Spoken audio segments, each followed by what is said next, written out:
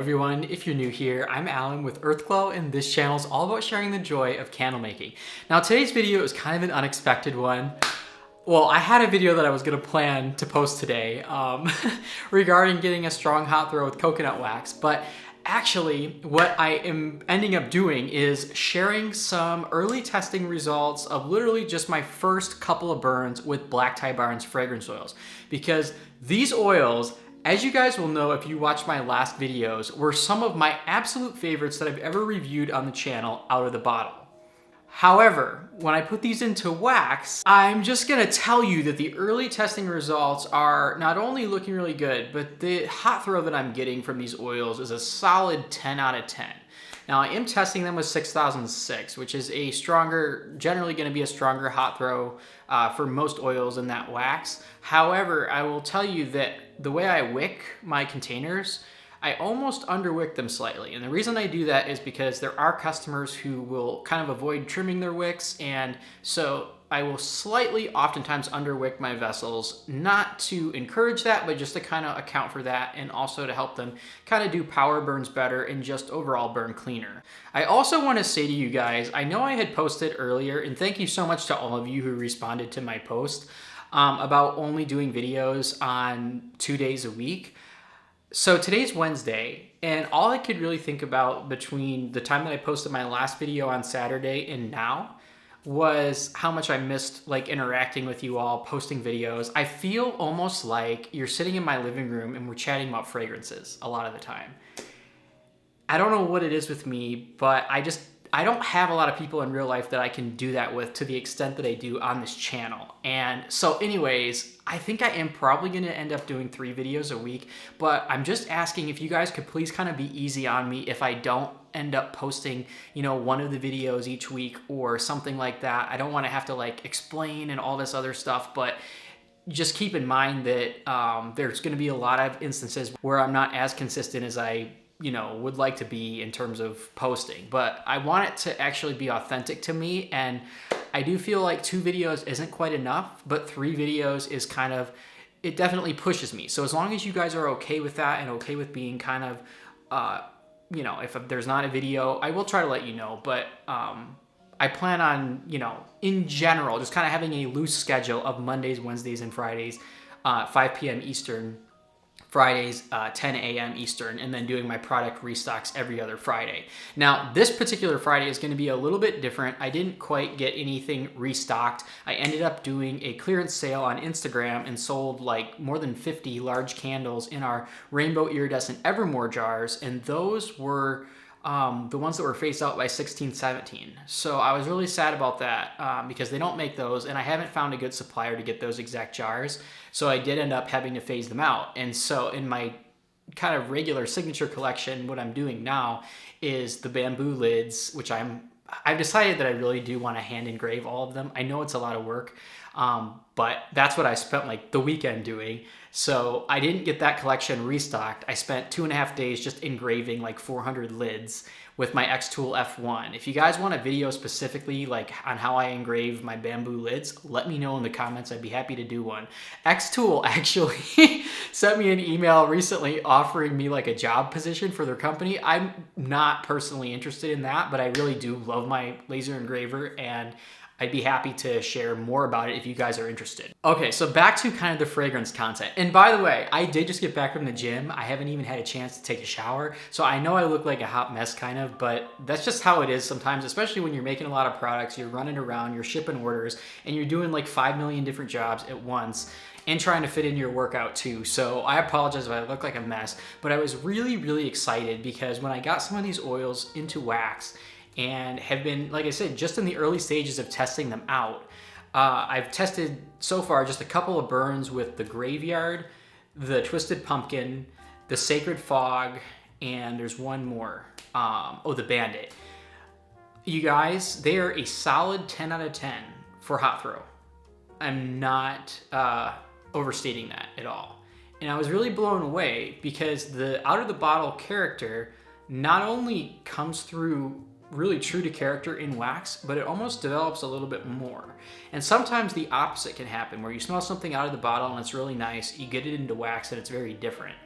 So I just kind of wanted to, I feel like a 5-year-old. You guys know how I am with fragrance oils. And I don't need more fragrance oils, but I'm really, really captivated by Black Tie Barn. I would say more so than almost any other brand. One of the main reasons for that, I've kind of thought about this. Because when I smelled his oils out of the bottle, I knew that there was something kind of special and different about them.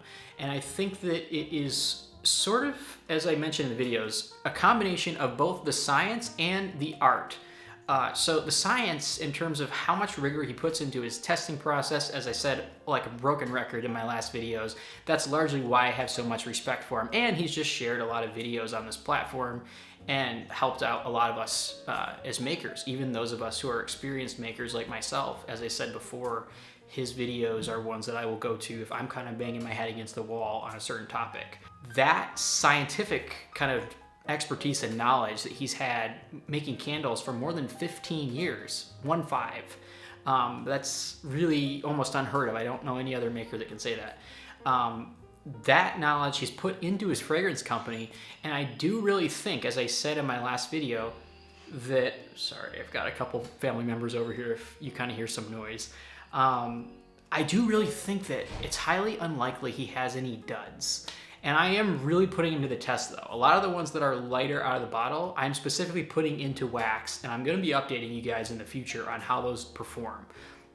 As I mentioned, I will be testing with 6006, which tends to be kind of stronger, but the way that I wick it kind of mitigates some of that because it's, again, almost under-wicked. With my candles, you really have to burn them almost to the halfway point before you're gonna reach a full melt pool if you're trimming your wicks, just because of, like I mentioned, that's just kind of how I do things for safety reasons, and I do find that the candles really do catch up kind of at that halfway point, and it really prevents them from getting too hot, and it helps them just to burn optimally.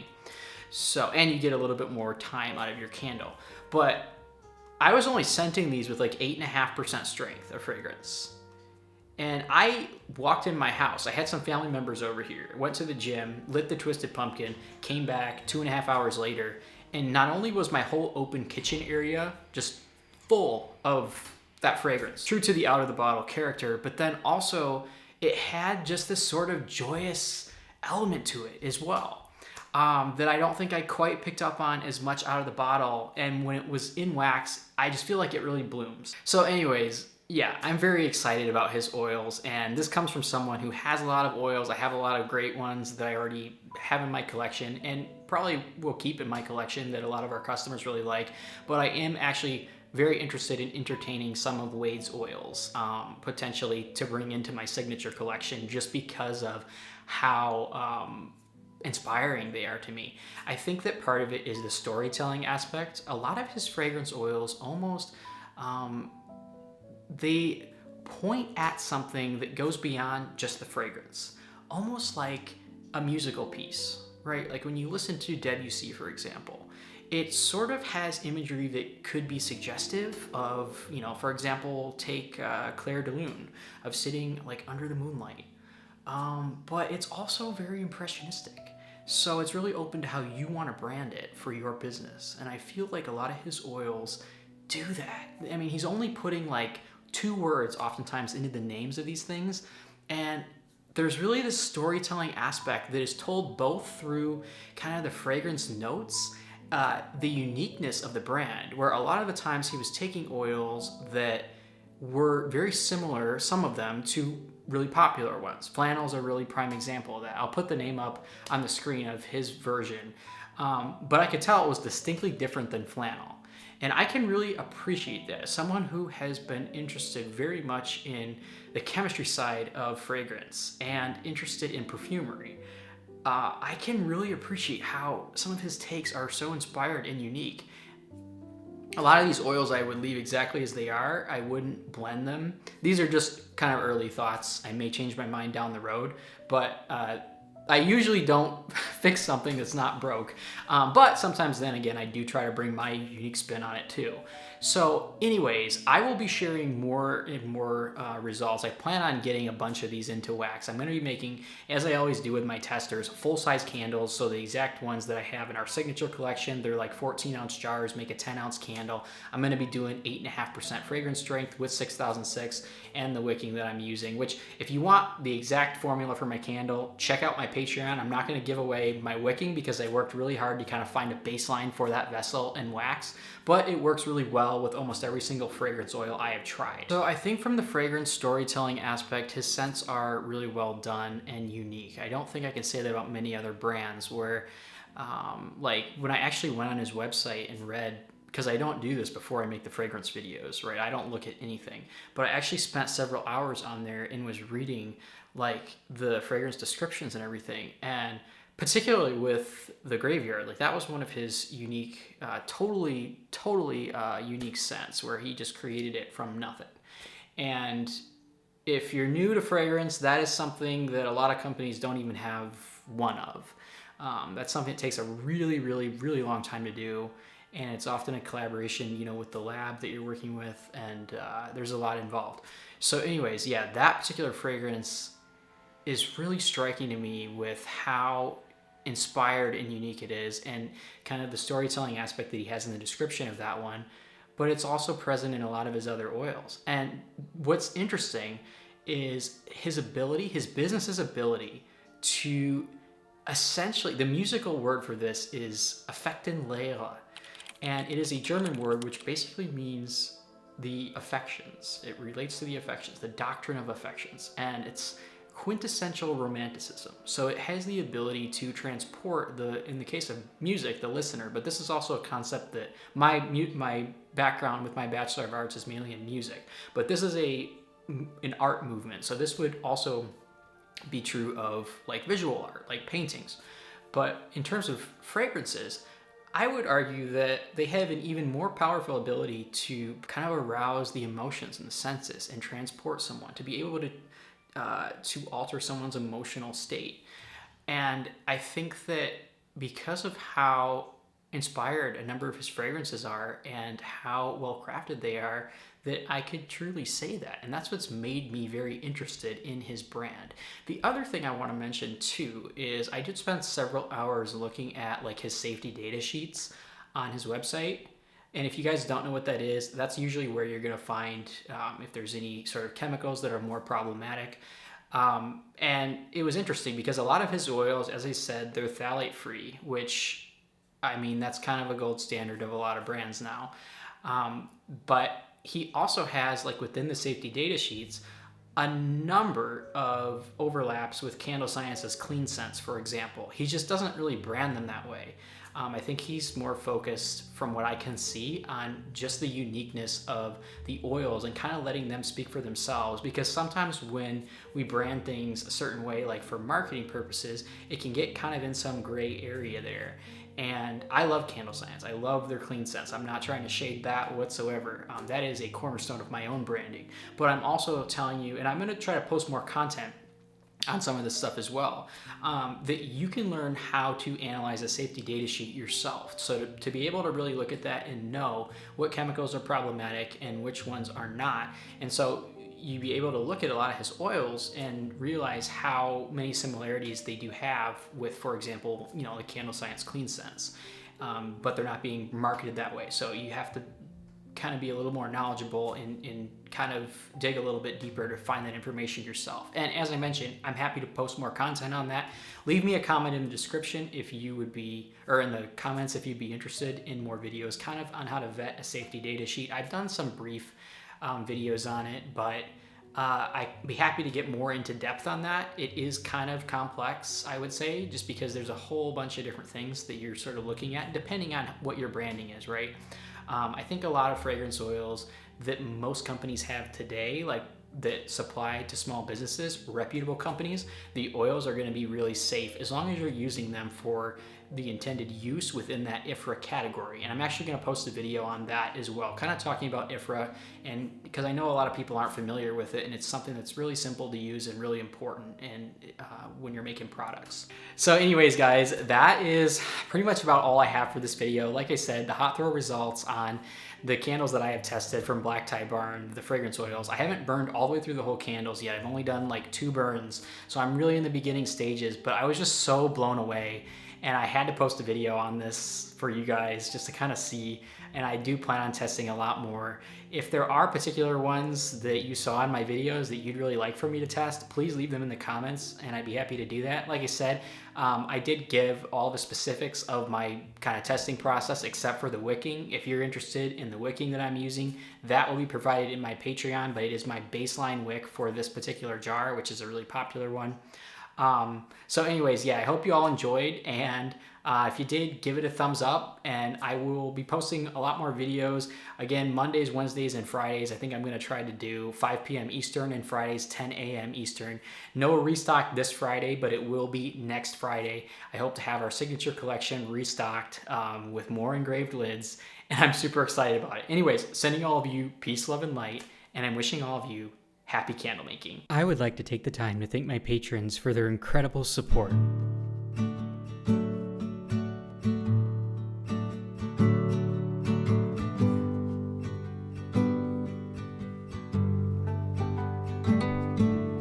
Trusting your instincts, realize that knowing looks different to each. When living authentic, do more exploring, deeper than knowing just what is essential for life that is thriving. Go deep, mute out the chatter, feel it, burn off the fire, let go until there's peace to your core. Live a life you adore.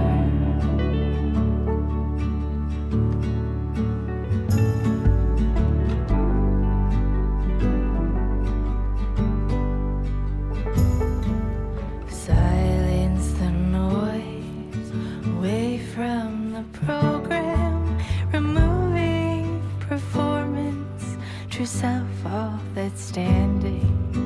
Live free from worry, live by just being, power and finding your wholeness in now. Go deep, mute out the chatter, feel it, burn off the fire, let go until there's peace to your core.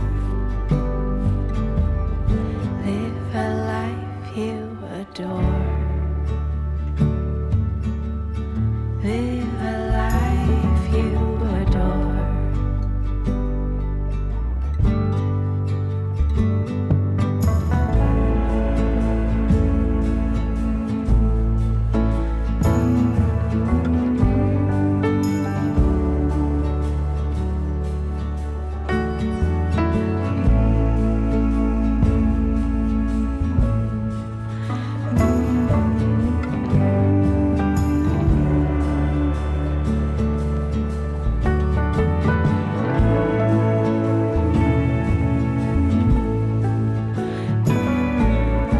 Keep being yourself.